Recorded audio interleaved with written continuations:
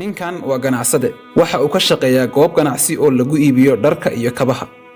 Maalin maalmaha ka mid ah waxa uu u soo diyaar garoobay furidda meheradda, balse waxa uu goobtii ugu yimiday nin miskiin ah oo dukaankiisa hor jiifa. Ninkii meheradda furayay ayaa si arxan darro ah inta uu weel biyo ka soo buuxiyay waxa uu ku shubay ninkii miskiinka ahaa. Maalintii xigtay ninkii ganacsadaha ahaa waxa uu mar kale ugu yimid ninkii miskiinka ahaa oo hor jiifa albaabka meheraddiisa. Miskiinkiina aad iyo aad ayuu u naxay markuu arkay ninkii shalay sida arxan darrada ah biyaha ugu daadiyay. Ganacsadihii waxa uu laad ku dhuftay miskiinkii hor jiifay meheraddiisa.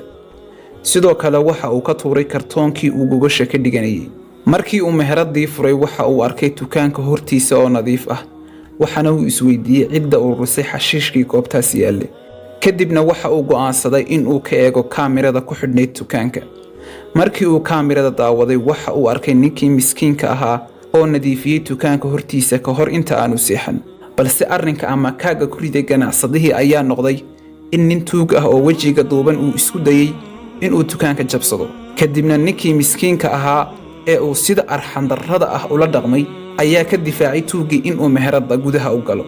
Tuugiina waxa uu caloosha ku dhuftay wiilkii miskiinka ahaa, kadibna waa uu iskaga cararay. Ninkii ganacsadaha ahaa ayaa aad iyo aad uga murugooday sida aan wanaagsanayn ee uu ula dhaqmay ninkii miskiinka ahaa ee badbaadiyay dukaankiisa.